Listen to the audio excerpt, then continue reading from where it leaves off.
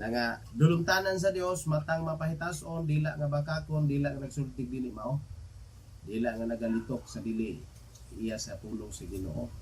No, ikatulo, tiil nga nagalakaw, wala magalakaw diha sa mayong paglakang sa ingon ng Dios, lakaw sangyaw ang iyang mga pulong kay matahom ang mga tiil sa mga tao nga naglakaw.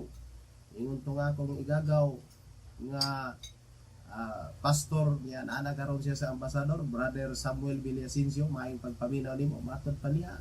Bisag inani niya akong tiil pero matahom kini atubangan sa Ginoo kay kada daw naglakaw sa pagsagyaw sa iyang pulong.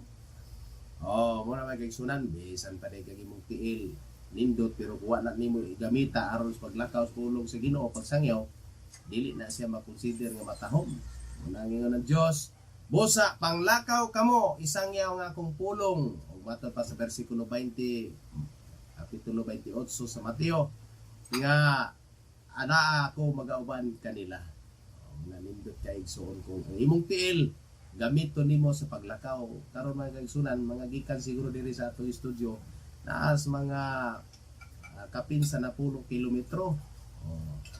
Wa ta paglakaw nagmotor ta pero nagamit kayo ang tiil kay mo man ay mo break mga kaigsunan ug mukambiyada.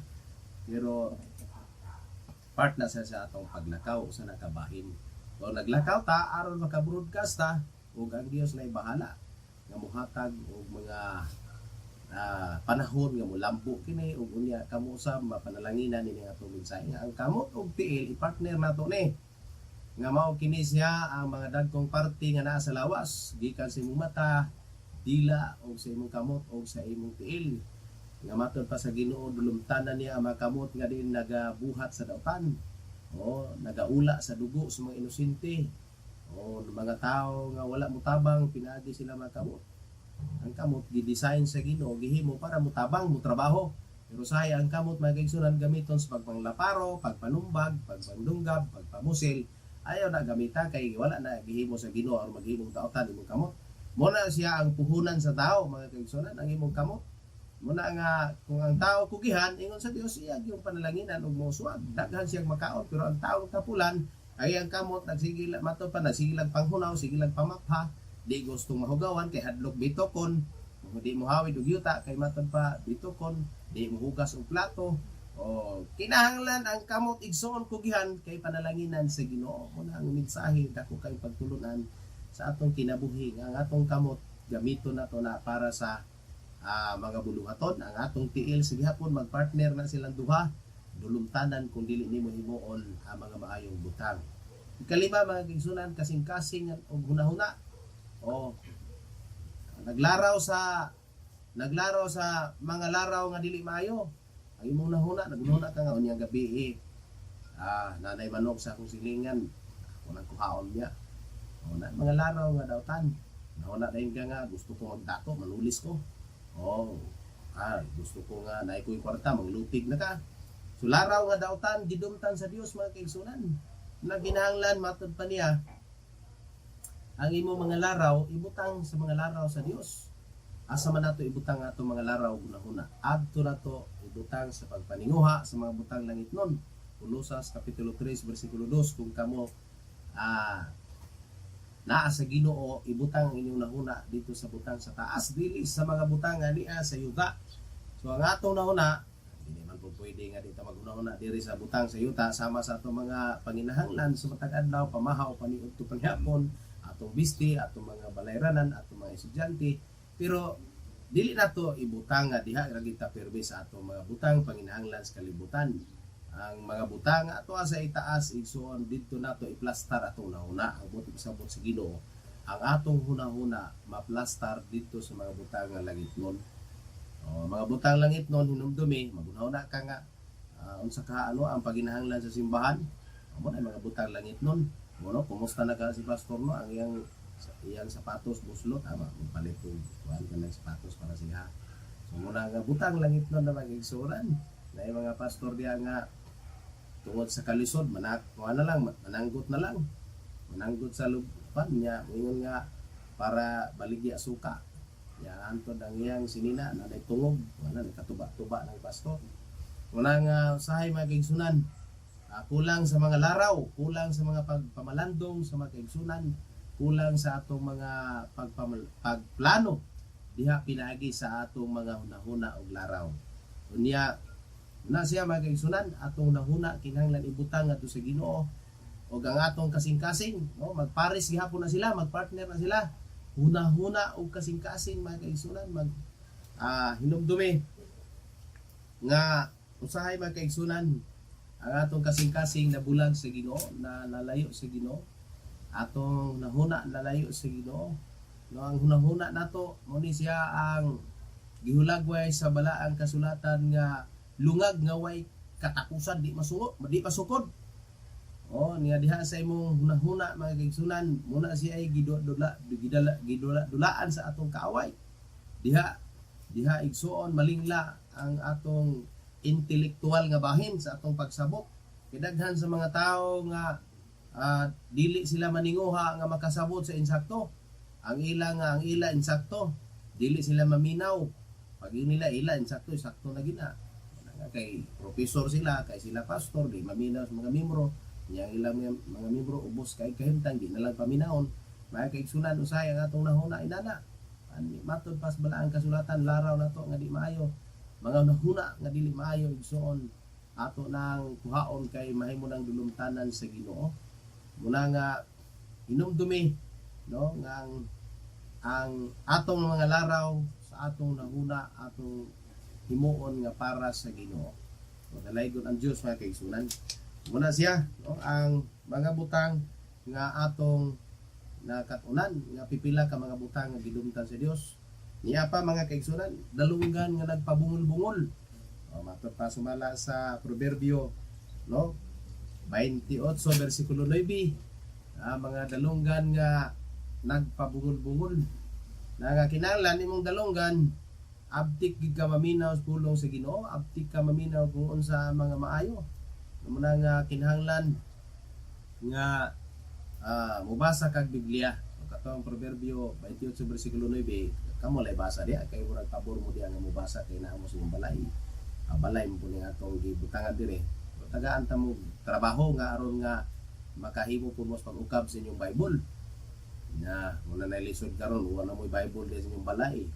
Muna nga ukba ang Biblia, Proverbio 28 versikulo 9 nga ang dalunggang nagpabungol-bungol.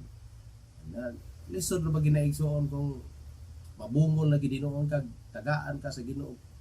Higayon nga mabungol ka na. Base niya di na kagadungog sa mga istorya sa tao, magsigin lang kag nga sa imong baba nga di ka kadungog. Na nga ayaw pa bungol-bungol kay lisod kayo ang taong bungol. Muna nga ingon ang Dios gidumtan niya ang dalunggan nga nagpabungol-bungol. Ang buot pasabot sa Ginoo dili siya bungol pero nagpabungol-bungol. May tag mabungol lang. Nagigsunan. Nga kung ako'y Ginoo siguro daghang kay bungol kay katong nagpabungol-bungol ako na lang ito siyang ibungol. Aron nga pag-ingon nga magayo ko og bugas. Ingon dayon siya siyang tubag nga unsa moadto kas tugas.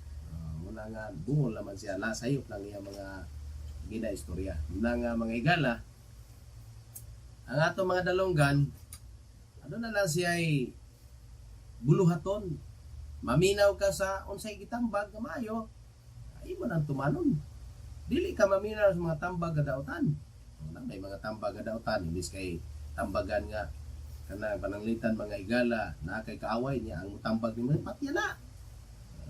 Labon awa na mga kaigsunan dili na siya maayo pero tambag na maayo ayaw ang tambag ayaw na siya kuana awaya kay tao ra gyapon lisod kinang mag-away mo na siya tambag di ka maminaw wala tay mahimo ana pero kung maminaw ka labaw sa tanan sa pulong sa Ginoo ingon sumala sa balaang kasulatan uban ang maaptikong dalunggan sa pagpaminaw siyang mapulong dili po nang dalunggan nga nagpalingog-lingog dalunggan mga higala nga abtik lang maminaw sa diha nga siya daygon. Niya dalunggan nga nagapaminaw lang sa mga pulo nga nindot para sa iyaha. Panalaga nato mga kaigsunan dapat ang atong dalunggan maminaw ta sa mga butang nga kanang kutob sa tumadungog ato nang paminaon mga kaigsunan basta kay maayo nga mga butang. Ug labaw tanan kung imong mapatalihugan ang pulong sa Ginoo, anindot kaayo mga kaigsunan, kay ang pulong sa Ginoo kung imong mapatalihugan, maghatag nimo ni siya og usa ka dakong pagtulunan sa imong kinabuhi. Kay kung ingon ang Dios, bulahan ang nagbasa sa ato pa na kay mata, bulahan ang naminaw sa ato pa na kay dalunggan, bulahan katong nagatuman, nagbasa, naminaw ug nagtuman. So karon pareha na itong broadcast mga kaigsunan, wa na gid say pulos kung tanang tao bungol. Oh, igo lang ko diri mag-broadcast pero dili matunggan. Wala nga mag-inamang na lang po dahil na, kaya ang amang mga kaigsunan na naman sila yung mga sign language mga kaigsunan. Salamat sa Ginoo. Isan sila amang mga kaigsunan, pero di ta ka maog sign language. Ang atong mga viewers diya nga mga kaigsunan nagoy pag umang kong amang naminyo kong amang na sa buhol, dili siya makapaminaw ni atong broadcast. Pero kung natay makuha og magkristohano nga kamao sa sign language, siya sa akong likod, mag-sign siya nga aron makasabot ang atong magigsunang amang. Pero hinumdumi magigsunan, kung kay dalunggan garo makadungog ka, sabta ang pulong sa Ginoo. Sabta siya nga diin kini maghatag kanimo kinabuhi nga walay katapusan. Dalay ko ng Dios mga kaigsunan, atong gipahinumduman ang tanan. Adunay mga pipila ka butang dulumtanan sa Dios, mata nga mapahitason, dila nga bakakon, kamot nga nagabuhat sa dautan, tiil nga wala maglakaw, pinagi sa mga maayong mga tumong, paglakaw, labaw sa tanan, pagsangya sa pulong sa Ginoo, mga laraw nga dautan, agsunan diha sa imong utok, sa imong kasing-kasing, mga daotang laraw, gidumtan sa Ginoo, hanggang katapusan mga igala, bungol nga dalunggan, kanang dalunggan mga kaigsunan nga makadungog niya nagpabungol-bungol diha sa pulong sa Ginoo, bisag nakasabot na siya magpabungol-bungol na may mga Kristohano nga yan maigo na siya sa wali sa simbahan, magpagawas-gawas dahil pasumangil tawag sa cellphone muna mga nagpabungol-bungol. Dapat dili ka magpabungol-bungol kay nga naman ang pulong sa Ginoo sakit paminahon pero makahatag kaayuhan sa imong mga bukog matod pa sa balaang kasulatan. So dalay ko ng Dios sa atong pagtulunan karon, pipila ka butang nga gidumtan sa Dios nga naa sa tao. Ang Dios magapanalangin mga kaigsunan padayon sa pagsuporta ning atong mga broadcast. Tamoy mga higala na i-share ng atong programa mga kaigsunan. Ya kung mahimo, kung naara ka sa Facebook nagtanaw, i-subscribe po dito sa YouTube, pila ra may pag YouTube kung na kay load. Ug ang Dios magapanalangin sa ingon niya na imong itabangan ang atong programa sa pagsangya's pulong sa Ginoo hangtod sa nasuukan sa tibuok kalibutan. Ang Dios magapanalangin ug maayong adlaw kanaton. Kung kamo na panalanginan nining atong mensahe, palihog kog like apan kung do na mo'y ikasugyot comment lang. Ayo kalimot sa pagsuporta ning atong programa, pinaagi sa pag-share. Og subscribe na. Pinduta ang notification bell para una nimong makita ang atong mga video. Daghang salamat.